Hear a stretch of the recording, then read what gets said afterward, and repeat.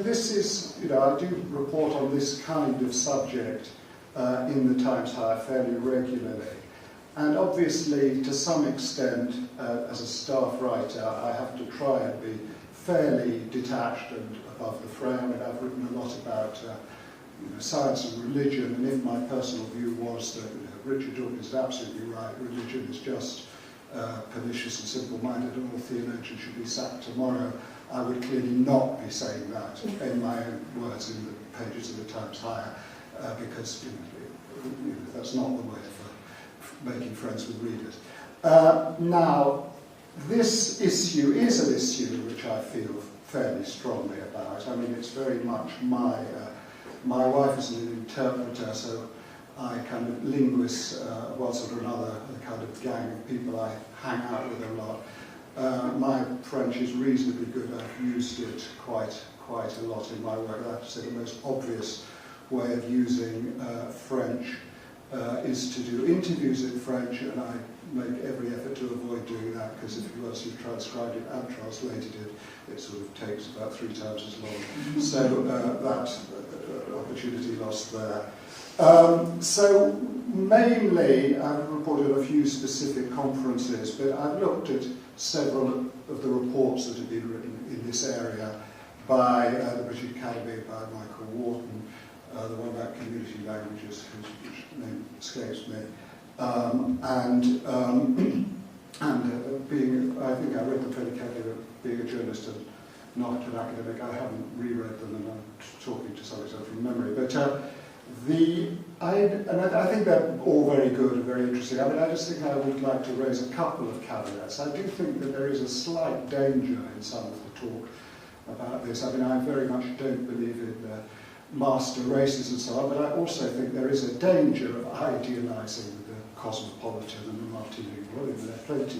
There are plenty of people who are monolingual basically for no fault of their own and are still perfectly decent people, and there are plenty of people who know several languages who are still bigoted and intolerant. So I think one must be a little bit wary of there's a kind of superiority complex built into some of the talk in this area.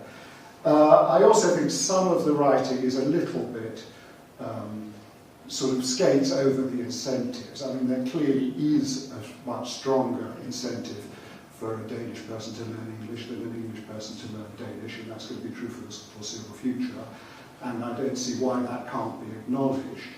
There have been some quite interesting writing, rather heroic feats of number crunching, trying to work out what the loss is to this country in terms of poor linguistic ability, even taking account of the fact that quite a lot of people out there do speak English, and it's obviously quite difficult to make those calculations, but there are some quite interesting arguments have been made which do kind of address that issue. So, I mean, if I just talk broadly about those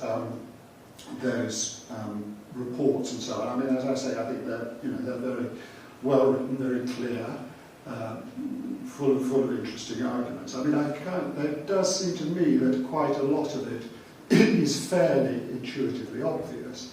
I mean, if you talk about the benefits of foreign languages for individuals, the fact that it enables you to lead a more adventurous life, work in different places, have a different kinds of social circle, probably different access to potentially different sexual partners. I mean, I suppose the thing about Alzheimer's and so on, it actually, I haven't known, but if it actually is good for your brain, and also it increases your earning potential. A lot of this is pretty intuitively obvious, but it's worth putting down. And I think the arguments that are the sort of national arguments are, again, it's pretty obvious that if you're doing business, it's a good thing if you could talk to the people you're doing business with, whether they happen to know English or not. Some won't know English, and therefore you can't do business with them. Others, for networking and so on. So I think these reports are very good, very serious, very worthwhile, but not, in some sense, very spectacularly surprising. So My sort of point of view on all this is basically I'm convinced by these arguments. I guess I was convinced already, but I've been convinced by the writing that some of the people here have produced. And you know, you've got a great product, as it were.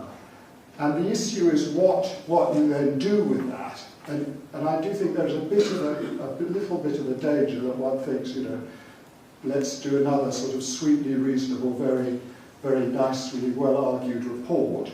And I'm not absolutely convinced that that is the right approach.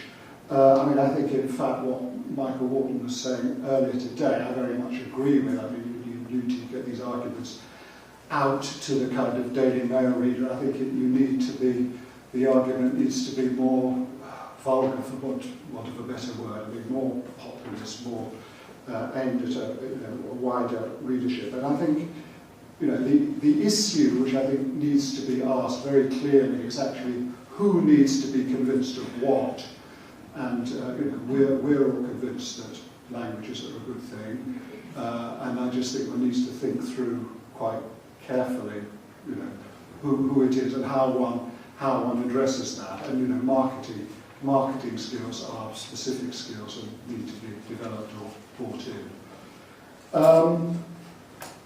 So just to make a sort of couple of points. I mean, one of the pieces I wrote slightly jokingly, I said that, you know, it's well known that there are a lot of people who signed up to do degrees in forensic pathology because of programs like CSI and Waking the Dead, all those programs. I mean, it's perfectly possible to you know, for forensic linguistics particularly, but also interpreting, it's perfectly possible to create dramas around these subjects, and they actually would create interest. And in fact, that film, that rather bad film with Nicole Kidman called The Interpreter, is kind of almost unavoidable if one owns a television set. But it's pretty clear that, you know, there are far more people out there who've seen that film than have read, you know, some of the reports I've been mentioning. And I just wonder whether there aren't ways of building on that and thinking about what ways those things can be used as a kind of marketing resource. And then just a couple more points. When the first British Academy report was launched, I think it's called Language Matters, Baroness O'Neill was launched it, and she said, I mean, not quite these words, but one of the problems is that, you know, British students are bone idle. They don't work as hard as students in a lot of the rest of the world. Now, I'm not sure that I'm competent to you know, pass judgment on that. But I mean, if you think of, you know, what student life is actually about, I'm at the risk of stereotyping here, but I think I'm sort of thinking about my son's experience. You know, lots of drinking, casual sex, sport, and so on. And these things are all good things. But are we actually arguing that British students ought to do less of these things? And these are, after all, treasured parts of the student experience. And, you know, does a case need to be made that British students need to be working harder? It's not. I think it would be quite a difficult case to make, but maybe it is part of the broader argument. The other point I just want to make is a rather different point. I think it's something Pam Moores said, who's here today. I think she said it in conversation with me, but it may have been in print, but she said that the British attitude to language often seems like a combination of complacency and disempowerment. And I think that's a very interesting thought, and I suppose in some ways I recognise that in myself. But I think if that's true, I think it raises quite complex cultural issues about, you know, perhaps about how Britain is dealing with its, you know, post-colonial identity and not being so important in the world anymore. I think there are some fairly big cultural issues involved in that, and maybe this debate, you know, on one level it's about something quite small and concrete. You know, should there be more courses in modern languages or more modern languages departments and so on?